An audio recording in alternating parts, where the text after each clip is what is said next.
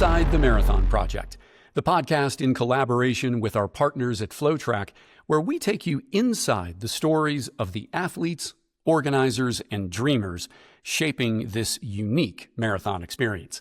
I'm your host, Steve Sievert. And hey, if year-end training has been going pretty well, you've got the volume where you want it to be, you're thinking about, maybe I end the year with a marathon, there's a bib waiting for you in the Marathon Project. We still have room in both the men's and women's races in the Gold Wave, which is designed for elite age group athletes. That takes place Saturday, December 20th. Check out all the details at themarathonproject.com. Today's guest is someone whose journey goes well beyond miles on a training plan. Jared Ewing is an Ohio-based runner, a participant in the Gold Wave coming up in the Marathon Project, and someone who has faced and overcome some pretty extraordinary odds. Jared, thank you so much for taking some time today to join us on Inside the Marathon Project. Welcome on to the show. Thanks, Steve. I really appreciate you having me on. I am honored to be here, and I am ready to talk about this marathon project that we have coming up. Lot to get into there, but I want to start with this. You have a very heavy load right now. You've got what I'm calling a marathon trifecta underway.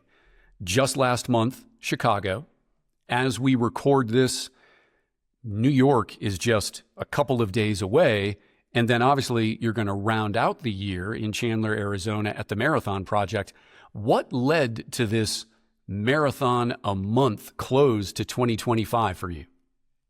Yeah, so I'm just a big fan of running marathons. I pretty much run about a marathon a month. That pretty much got started a couple years ago when I decided that I wanted to run a marathon in all of the 50 states. And I am someone that likes to choose a goal and try to knock it out sooner rather than later. And so that was the plan. And with the world majors, you have Chicago and New York City, and they just happen to be about a month apart. And I signed up for the Marathon Project early last year. And so I kind of was already in Chicago and New York. And so the Marathon Project was a later add. But nonetheless, it is part of this trio of marathons in which I am so blessed with this opportunity. I kind of chuckle because a lot of people keep asking me for my goals at Chicago and New York City. And I've been telling them I'm kind of just using them as like a training run. And it's kind of hard because people go there to, try to PR, or they've been working their butt off all year to get in there. So I just have this blessed opportunity to be able to run each of these marathons on the way to my major goal of the Marathon Project. Where are you right now in your pursuit of doing one in all 50 states? So I think I'm up to 24 states. So almost halfway there. I run marathons. I don't think that'll ever be a goal that I have. I mean, we're both driven people, but you're kind of on a different level with trying to take it to all 50 states. What's the inspiration, or what's the goal behind doing that? So about 6 to 7 years ago, I almost lost my life and I almost lost my leg, and was told if I was keeping my leg that I was never going to run marathons anymore. And at that certain point, I wasn't someone trying to prove anybody wrong at that point. I had a room full of doctors. I pretty much thought, hey, that's it. I thought life had been pretty blessed. I had run 4 marathons up to that point. Didn't think I was running anymore. Well, once I overcame the odds, I was able to run a marathon again after that, in which we can get into if you'd like to hear that.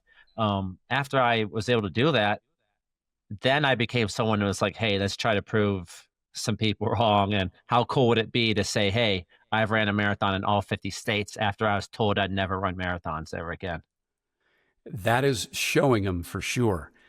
Take us back then to 2018. As you mentioned, you had run some marathons already. I know a little bit about your story. It seemed like at that point, life was pretty good. And then one night, and what a life lesson to learn. One night, everything changes. Take us back to that night in, I believe it was December of 2018. Yes, sir. So it was December of 2018. I was 32 years old. I was working full time on active orders with the National Guard Army. So I was working in Columbus, Ohio. I'd come back home up to Akron area about once a month just to visit friends and family, my nieces. And this was just one of those weekends I came home, and me and some friends decided to go up to Cleveland to celebrate another friend's birthday. And while we were up there, we had a nice long night. We took the Uber up there, and at the end of the night, we decided to Uber back home. And on the walk to the Uber pickup site, it was at a roundabout where the Ubers would pick you up at. And we were getting right to that roundabout. And before I knew it, I heard screeching tires. I saw a flashing light. I turned to the right, and it looked like this car was coming directly at me. And so it hit me pretty good, and I hit to the ground. And when I was down there, everything was happening so fast. I started hearing the girls that were with us like screaming. The guys were kind of freaking out too. And I just thought my leg was, hey, it felt, pretty bad, but I thought I could get up. And when I tried getting up and I couldn't, I was like, well, that's weird. And so then I looked down, and there was my leg, and it was mangled up pretty good. And I could see my bone. I could see the concrete all over the place and blood. I was like, okay, well, this isn't very good. And, because of my army training, I have some first aid training and stuff. And I just knew I didn't want to go into shock. And most certainly didn't want to lose my life. Although it was a thought, is this it? Laying on the cold concrete in Cleveland, Ohio. And so we tried our best. We waited, but seemed like take it forever. And two random strangers that were with me that night, thank God they were there. They pretty much took off their belts, made a tourniquet, put it around my leg, and I think that's honestly what helped save my life and my leg. But fast forward a little bit, they were getting me to the not OR, but the emergency room. And when they were cutting all the clothes off me, they were asking me all sorts of questions, and I was doing my best. And then they were putting a mask over me. And before they did that, they said, "Hey, your leg's pretty mangled up. We're not sure if we can save it." And I just told him, hey, like at this point, I'm not even worried about my leg. I just want to live, keep me alive and let my parents know, like, hey, they need to get here, but don't tell them too many details because I didn't want them to be too upset. I knew they'd already would be. So they put the mask over me. And when I woke up in the ICU, the first thing I got to do is check to still see if I have my leg. And when I looked down, I could see kind of my leg and my foot. And so that was the first big, like, all right, we got that. And so then I tried to move my foot and I couldn't move it, but I could move my toes. And so then I kind of thought, like, all right, I think I'm going to be okay. I didn't know the extent to what happened or the details. So I pretty much fell, right back to sleep. And when I woke up, the trauma surgeon was there with me, and she had told me that, hey, like a car ended up being a driver that lost the wheel of the car, slammed into a concrete ballard, those poles that are supposed to keep cars off the sidewalk, and that concrete blew off like shrapnel would. And so it was the concrete that ripped off into my leg and about ripped my leg off. So the car never touched me, but it was all that concrete. And so they had told me that my leg was pretty mangled. They did their best to save it, and they had to unfortunately remove my calf muscles and my Achilles tendon. So when they had told me that, as you would assume, I just felt, it was a pretty daunting feeling just knowing, like, oh my goodness, like the rest of my life, I'm not going to have calf muscles or Achilles tendon. And at that point, I just thought of all those future goals that I had wanted to do, whether it was running or, future goals in my career in the Army were kind of just going to be either, shattered or shifted at this point. So I kind of just was like, just let myself be down for a little bit for a couple of minutes, and I just kind of switched that light and was like, hey, we got to focus on what we can control, and that's moving forward what we have and be thankful and grateful for it. And so went back to sleep, and before you know it, just we'll fast forward a little bit. I end up having like 3 major surgeries to try to save my leg, and eventually we could. But on that last surgery, they tried a muscle flap surgery, which is taking a muscle from your side to try to get coverage because I had bone, a good piece of my bone that was just completely tissue free. And so we had to get coverage over that so we could close me up and move forward before I caught a disease. And so that muscle flap surgery went wrong. And so last ditch effort to try to save that leg, they used a piece of material made from the Polynovo company. It's for burn victims. It's a synthetic material, and it really isn't made to go on bone. And so the doctors weren't thinking it was going to work for me. And so we had to start thinking about the future.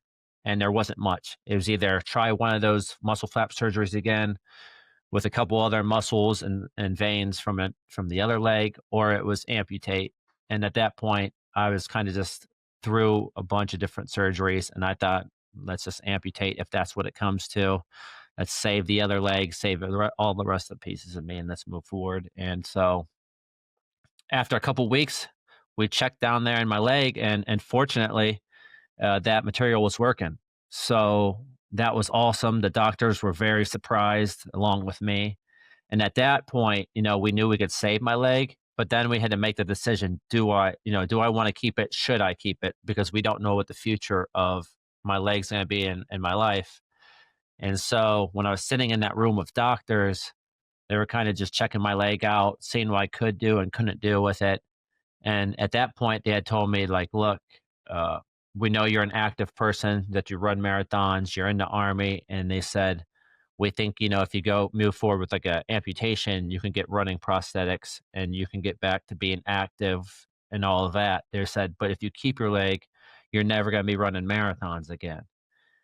And at that point, I was pretty naive. And like I said, I kind of I believe them. And at that point, I said, "Hey, I've ran 3 or 4 marathons already. There's some people in life that can never say they've even ran one." And so, and as all of us that are that are pretty new into running, and even some of us experienced runners, I was like, "Hey, I don't even like running. So if you're going to tell me I'm done running, that is perfectly okay with me."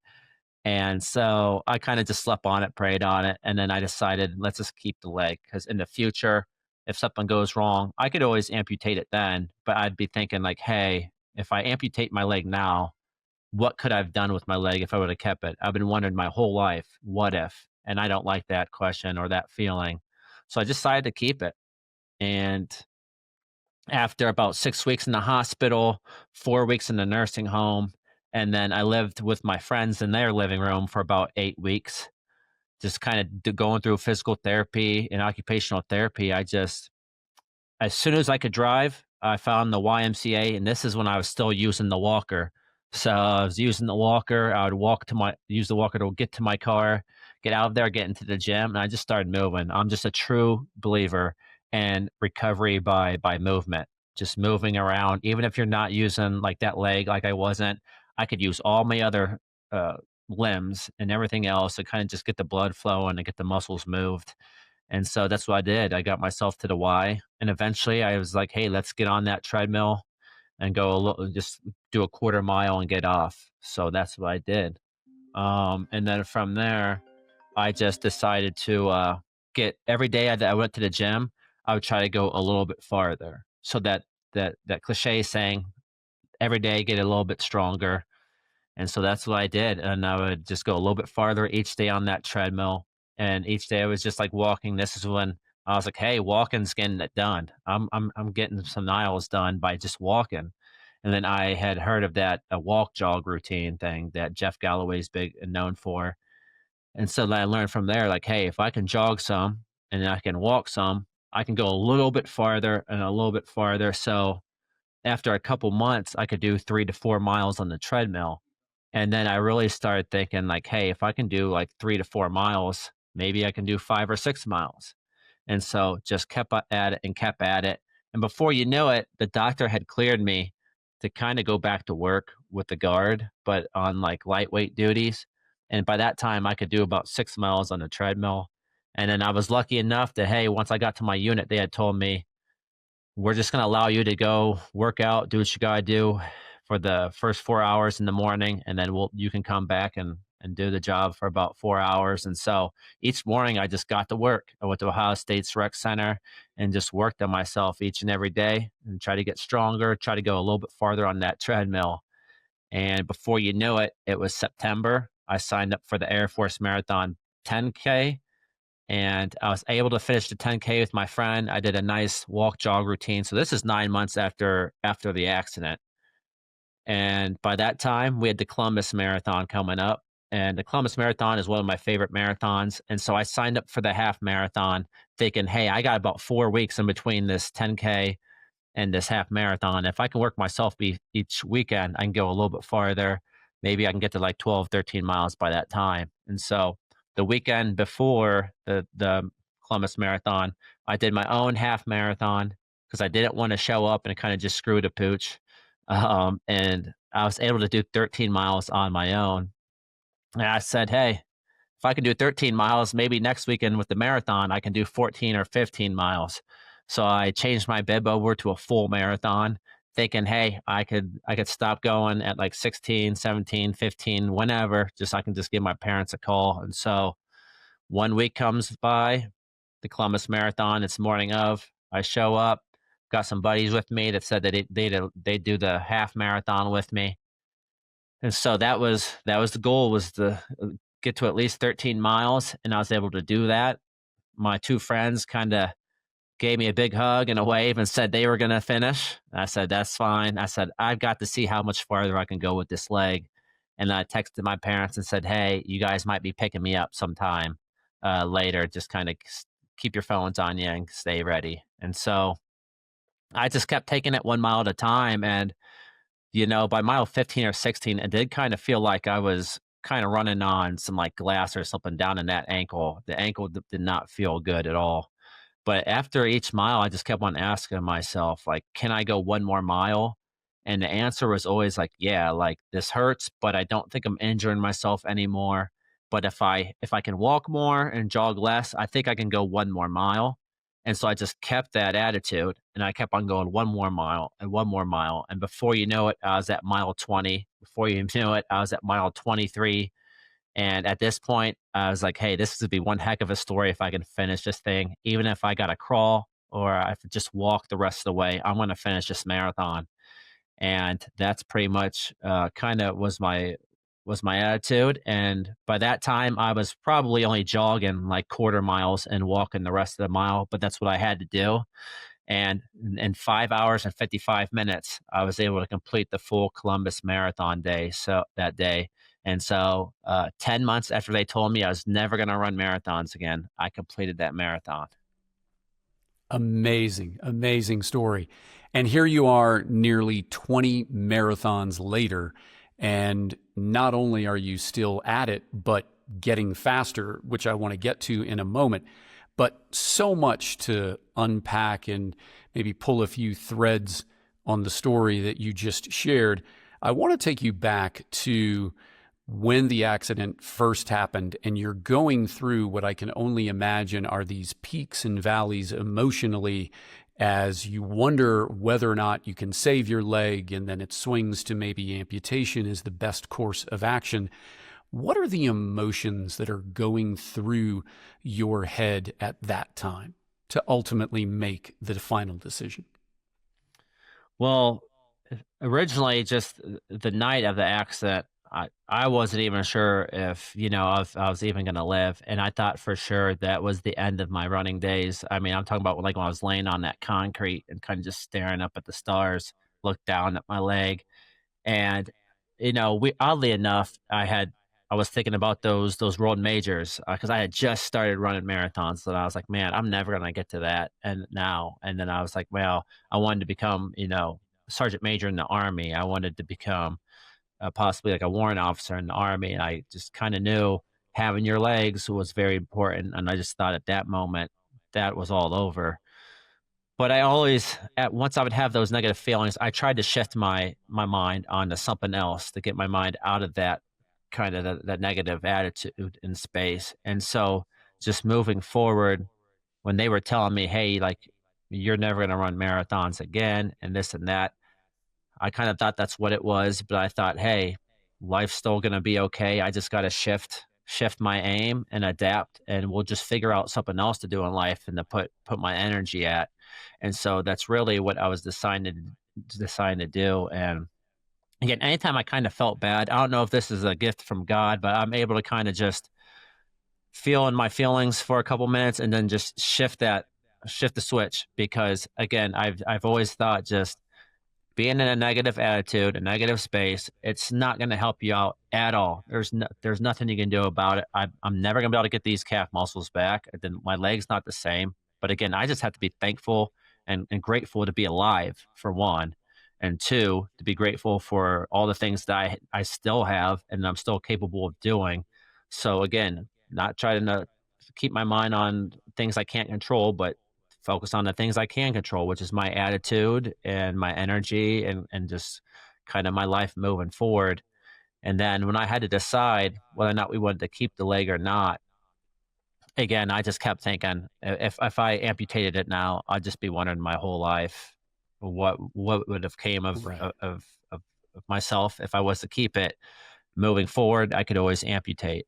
And to be completely honest, for the first 3, 4 years, that was a daily thought of I might need to amputate this leg, because those first 3 to 4 years was rough. I look back and I don't know how I got through those days, but then I do remember how I got through those days. It was just by focusing on one day at a time, sometimes one meal at a time, one workout at a time, and just literally. And then I just knew by the end of the night, my leg would be so swollen. I'd be sick of it. I'd want to amputate it.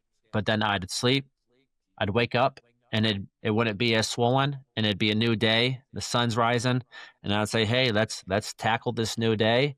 And it kind of just that cycle would be the whole thing. The day would be fine. I'd go do my thing. Have the night, I'm kind of irritated with the leg again, and just before you know it, we fast forward 3 or 4 years, and it was time for me to try another marathon and see Yeah. how much faster I could get, faster than that, 5 hours and 55 minutes. And then after I did it, one about 3 to 4 years later, and I ran it in like 4 hours and 20 minutes or something. Wow. I was like, hey, if I really put some real training in, I wonder how much faster I could get. And then around that time, COVID had hit. And so I'm a gym person. All the gyms were closed. So the only thing I could do to move this leg and to stay healthy was go to the bike path and do some running. And I ran every day that the gym was closed. And then I decided, like, during my runs, I would like stop, drop, and do some like push-ups, or I do some air squats again to keep all my other muscles going. So one of the tiny blessings that came throughout COVID was just that. I got my butt outside to running each day. And oddly enough, a lot of people would think that running would like hurt my leg, but really it's the best thing for it, because anyone that knows kind of anatomy, your muscles in your legs are what pumps your blood back through your veins back to your heart. And so with me not having those muscles, I get bad circulation now in that leg. But the one thing really good for that leg is running. I think it's that foot really slapping the ground, stomping on the ground, that kind of pushes that blood back up my leg. Even in swimming or biking, it really doesn't circulate that blood as much. I'll still do those every once in a while, but by far the best thing for that leg is running. And like I tell people, if you do anything every day, you're going to become more efficient at it, and you're going to become Right. better at it. And so that was just kind of a side effect of me getting outside and running every day. Well, that positive mindset that you mentioned is certainly a gift. Never give that gift back, for Right. sure. Couple other things from your overview about the story. Obviously, when somebody goes through a traumatic accident like this, there's going to be rehabilitation involved. You mentioned that. But along the way, nursing home? You don't always hear a stint in a nursing home as part of the road to recovery. Why did you spend time in one of those? So basically, the fast answer is insurance. So insurance was kicking me out of the regular hospital. I had been in there for 6 weeks. They said, "Hey, time's up. You got to go somewhere. We'll pay for you to go to a rehabilitation place, or I something see. similar." So there was a hospital that my dad used to work at a long time ago, and they had changed it into a nursing home slash rehabilitation, and it was kind of right near Akron, so I knew family and friends could come. And I couldn't go back to Columbus yet, where I was living, because Columbus is about 2.5 hours from Cleveland, and I was still having weekly surgeries on my procedures on my leg. I And see. so basically I went to that nursing home, and to be honest, it was like 4 really cool weeks. I was by far the youngest person in there, so I was kind of a celebrity. Me and my dad always laughed because I guess some of the younger nurses or the nursing students would like fight over like kind of who was bringing me my food and stuff. So was it bad? And then I got to meet a lot of older people, and they love telling stories and their stories, and I Yeah. just learned a lot. And I think they were helping me as much as I was there helping them in that sense. So it was a really a fun 4 weeks, to be completely honest. Oh, that is awesome. Something else that you mentioned. Help me understand this. You mentioned when you were going through the process of determining whether or not to keep the leg, well, I don't even like running. And here you are running more than you ever have on a leg that will never be 100%. What shifted from when you said, I don't even like running to now? I'm going to guess you couldn't live without running. Yeah, exactly. I think it's just one of those things that a lot of runners do say is like, "Hey, I don't even like running," but then eventually they start liking it. And in the earlier days, it was just kind of like that for me. Like in high school, you couldn't drag me a mile. In college, you couldn't drag me a mile. It was always punishment. That's why I just did never understood why people like to run. And when I got into the army, I kind of figured, hey, I kind of need to start running each day to just become a little bit faster, because then I did become competitive. And every 6 months, we do a PT test where you run for 2 miles and see what your time is. And back in high school, honestly, my nickname, funny enough, was Pokey because I was really slow. And I honestly never cared. I kind of always lean in on things. I laugh about life. Laugh about that's what you got to do, be able to laugh at yourself. But however, once I got to the army, I said, hey, none of these people know me. I'm gonna kind of step up, and I'm gonna see like how fast I can go in these tests. And I honestly got really fast, and I was able to become like I'd get in first or second almost every time, running with all these 18-year-olds and 19-year-olds. And it'd be funny because a lot of the older sergeants and stuff that were in charge of us would like give me compliments and stuff. I'm like, man, if they only knew who I was back in high school, they would just get a kick out of it. But because of my leg and this now fast forward after my accident, it just became that thing where it was the best thing for that leg to be healthy. And so I just knew like, hey, I got to get outside and run to keep this leg healthy. Because honestly, keeping my leg healthy is what keeps my mind healthy. And so that was my major why for a long time. It still is. I mean, now I have hundreds of whys of why I'm Yeah. running every day and the goals and everything. But for a long time, that was my top goal, was like, hey, like I have to run every day to keep my leg healthy, because it keeps my mind healthy and just makes me the best me. And so every day, even though I didn't want to be out there, I was like, I kind of have to do this. And again, it just became an everyday occurrence of doing something that I didn't want to do, doing something I didn't want to do. And I just felt like it was just making me mentally stronger each day, and then physically more healthy.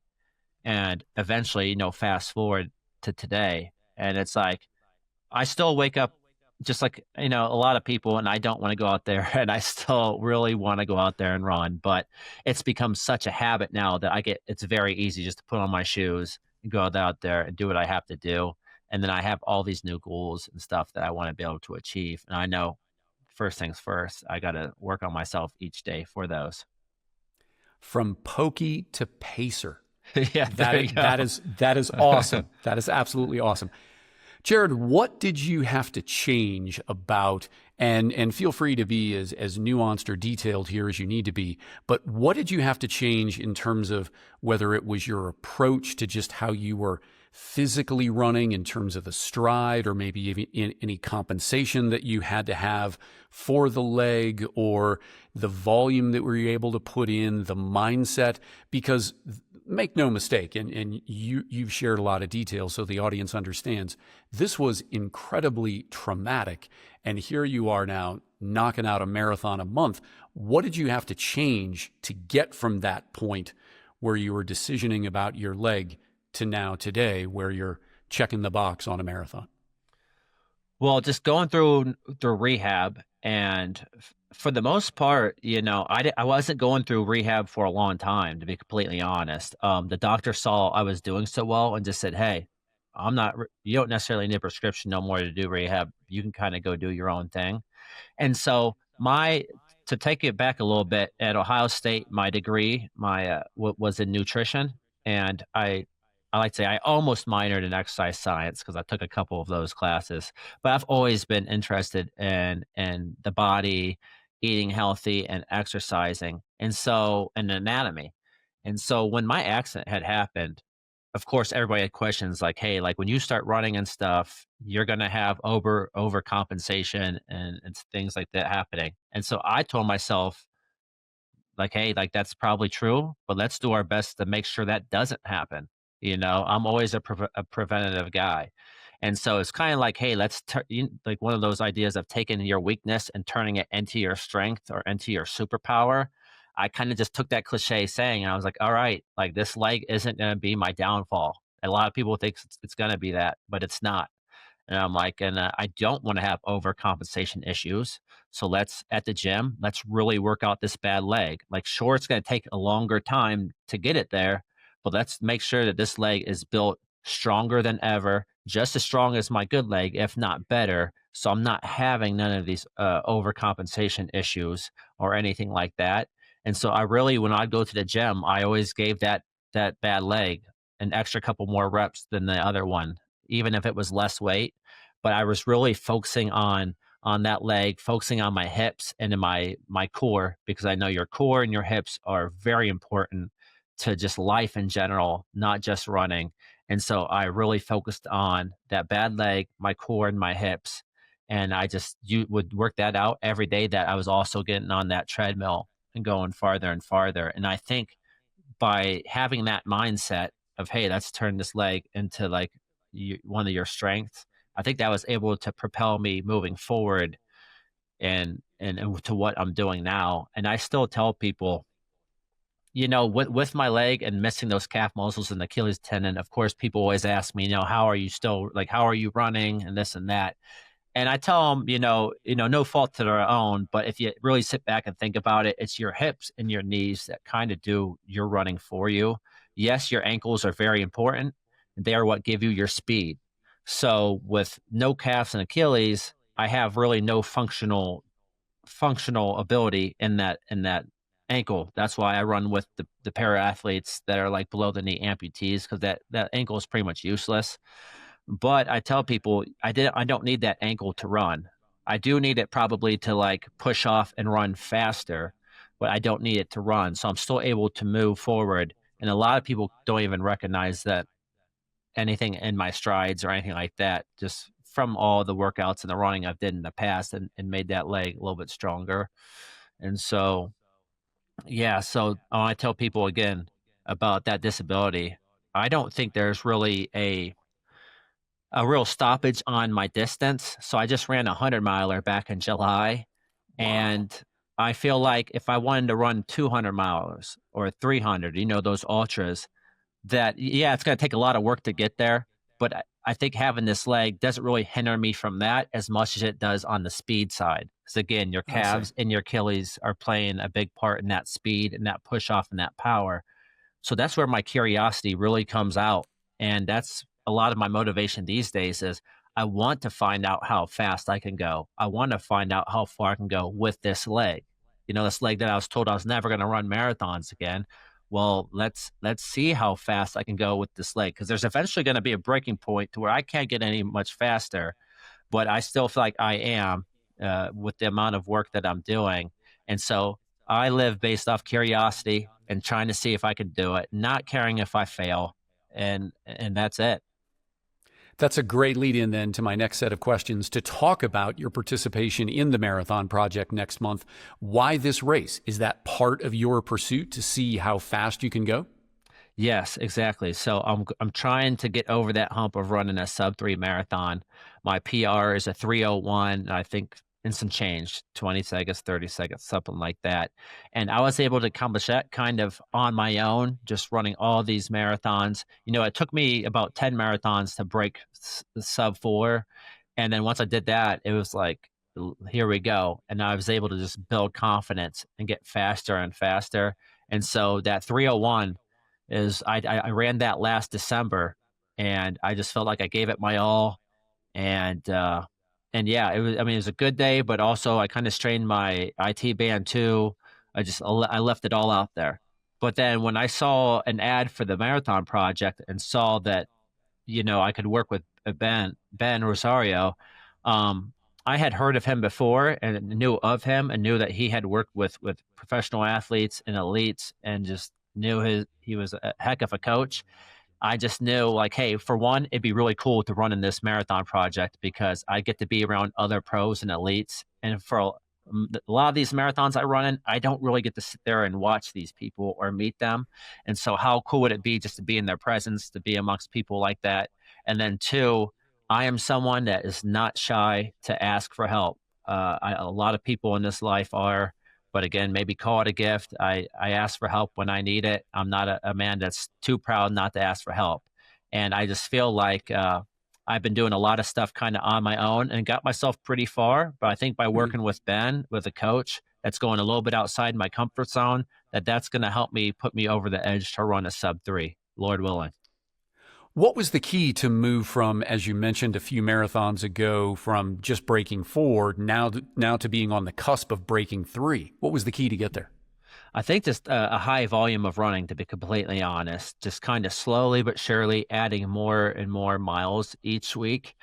And I think for one, once I broke sub 4, it was just a confidence thing and just kind of like a monkey off the back. And by that time, now I was running marathons faster than when I had my two good legs. And so I think that just boosted my confidence. It was like, hey, and I just kept on nosing each marathon, even though I was running one marathon like a month, each marathon I was kind of getting a little bit faster each time. And I just kept on building that strength. And I eventually, last year, I signed up for the JFK 50 miler because I was like, hey, let's do something that has some distance. I've been running these marathons. Now let's see how far I can go and see how I do there. And I think by making my own, I made my own kind of training plan for the 50 miler. And this was probably the wrong thing to do, but I pretty much took a marathon plan and doubled all the miles because I thought, hey, 50 miles is double 26. Makes sense to me.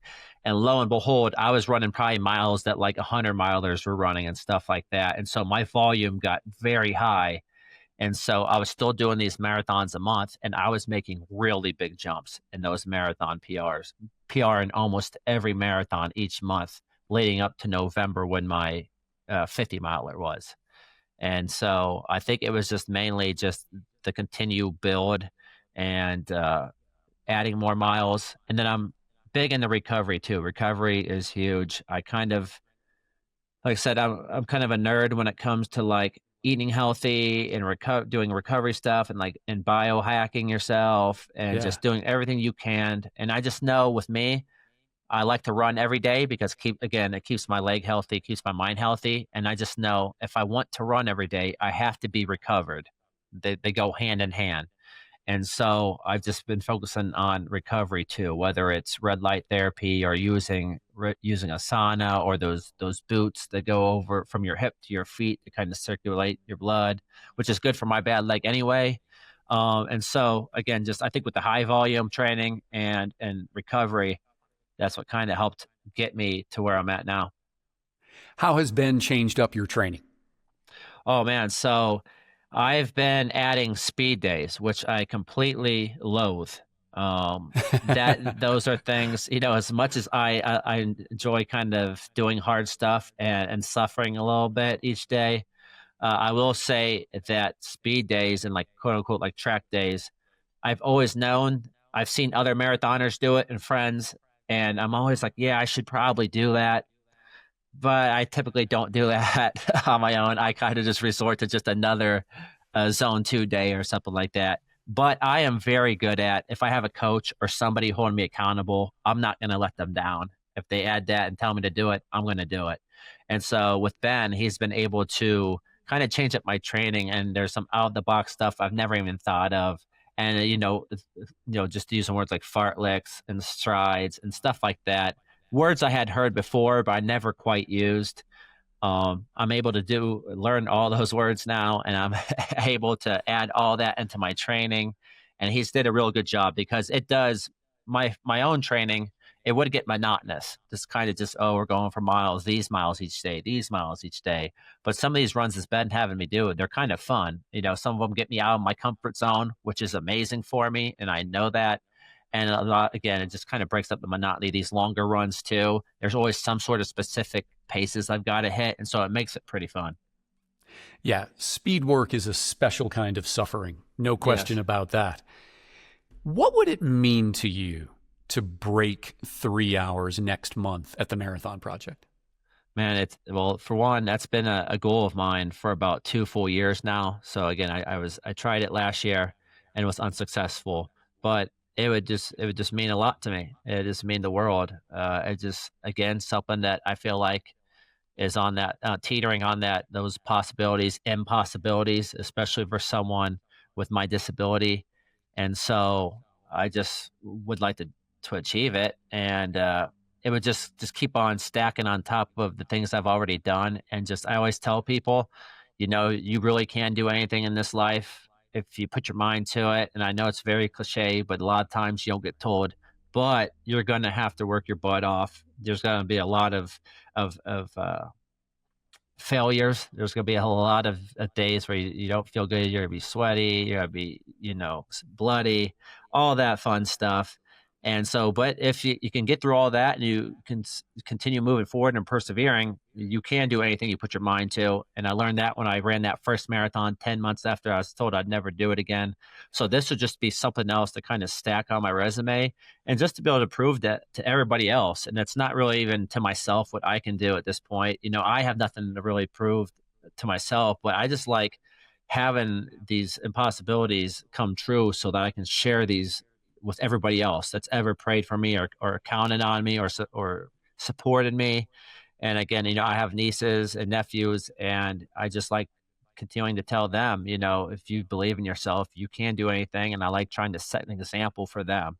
And so doing something like this would just be another big thing that I can show others, like that, hey, like, you can do anything.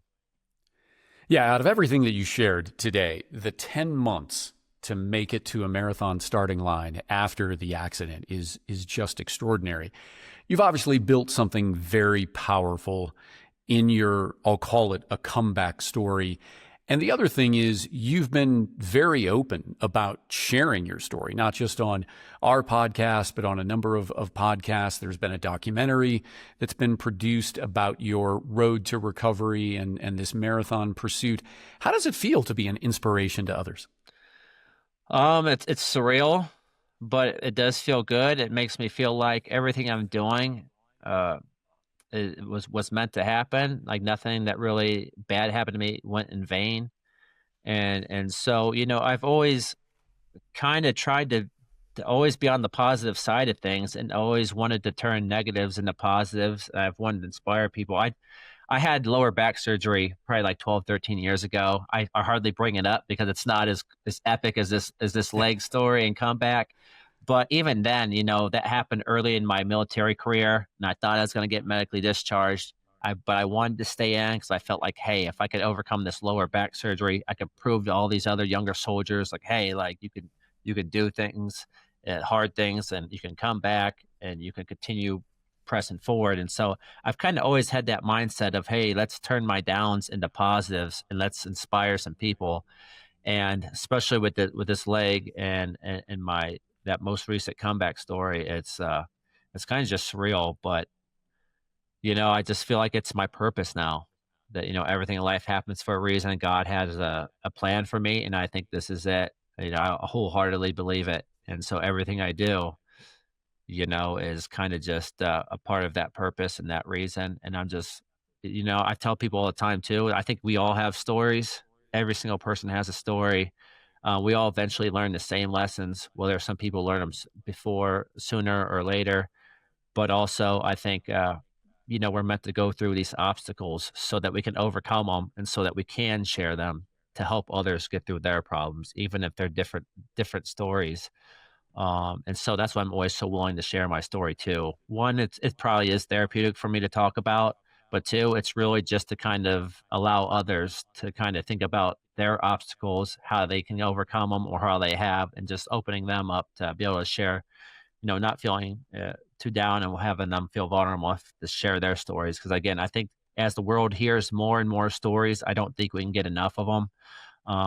It helps us all to be stronger individuals and overcome and to keep on inspiring others. Again, and just like that cliche saying, if I can inspire somebody and then they go on to inspire other people, that's what really takes the cake. And I've honestly had that Yeah. happen. I've inspired some people to kind of run their own marathons. They've told me, and then I've seen comments that other people have made to them saying that they inspired them. And it makes me almost want to tear up, just because it feels really good. Have you made connections with others as a result of them reaching out to you after they heard your story? Yes, yeah, many people have reached out, whether it was when I was still coming back or afterwards. I've ran with a few friends for their very first marathons, and I think I like doing that more so than anything else, to be completely honest. I always tell people, for one, I guess now you don't have to twist my arm to run a marathon, but I will do anything and everything I can to come run with somebody for their first marathon so I can be there with them because it's such a great feeling, and it's such a great honor for me to be there. And if they tell me, hey, like I helped inspire them, and me being there, that is amazing. And again, those are like the sorts of people that I see other people on their stories telling them like, hey, like you inspire me and this and that. And just to kind of be like almost a seed to the trees and those branches of people inspiring people is just amazing. A quote that is shared in the documentary about you is life is 10% what happens to you and 90% how you react to it or you respond to it. Clearly, from what you've shared about the mental aspect of your journey, that's something that you focused on throughout the course of your recovery. Is it still something that you hold close to your heart today? Oh, absolutely. Yeah, I made sure that they put that quote right there in the beginning of that story so they could so it kind of just like opened everyone up to kind of let them know what was about to come undone with that documentary. But man, it was a quote I heard a long time ago, and I've always truly believed in it, and it's even truer to this day. My relationship with that quote has grown stronger and stronger with every day, with every obstacle, and again, I see it come through with many other people's stories too, positive stories, and so, yeah, it's just a really good quote, and I think it's so true. Again, and it's just like the same one of not being able to, not focusing on the bad, but focusing on what you can change and everything like that goes hand to hand with it. Words to live by. Jared, what's your relationship with running like today? It's pretty much it's changed my life. It's saved me. It's taken me around the world. It's everything. I can't even fathom, and it's still such a blessing for me to be able to run. And that so the things that have come from it, I would never be able to dreamed up this years ago, and especially as a kid. And so as my relationship with running has grown over time, it's just been amazing. I mean, again, just to travel to all these different countries, to travel to these different states, the connections I've made. It's my foot into the running community in general, and I think the running community is one of the best communities you could be a part of. It really is. It's brought me so much goodness. I mean, from meeting people to life lessons. I mean, you can have there's metaphors for every a run every day that's true to some sort of life lesson. And so, running, I think I could say today I enjoy running. I still have my daily struggles, waking up and wanting to do it or something, but I know how much better I feel when I get done with it. And then I do go through little journeys on every run. If I'm mad, I go run and I end up working stuff out. But yeah, I can't thank running enough. I feel like I always tell people it's the gift that keeps giving back, and the more that you give it, the more it gives back to you. Just like I think a lot of different maybe hobbies are, but this one specifically is a really true test of that testimony. I'm biased, obviously, as a runner myself, but I think you're absolutely right. I mean, it just gives your life so much. And much like you, I certainly couldn't imagine my life without it. Jared, thank you so much for spending some time with us on the podcast and sharing your story. Truly, truly inspiring stuff. Yeah, Steve, thanks so much for having me on. I really appreciate it. Appreciate it. It's an honor. And yeah, anytime that I can get on and talk running and share my story, it's just an honor and a blessing. And so, it's great. I'm glad we could work this out, and I can finally meet you, and I can finally come on the podcast. Yeah, this is amazing. Well, I hope we get an opportunity to cross paths in Chandler. I'll certainly be rooting for you as you have that sub-3 in your sights. I'll be pulling for you, no doubt. Appreciate that, Steve. We are one race, one project, one pursuit. It's the Marathon Project. And we'll be back again next week in collaboration with our partners at FloTrack with another episode of Inside TMP.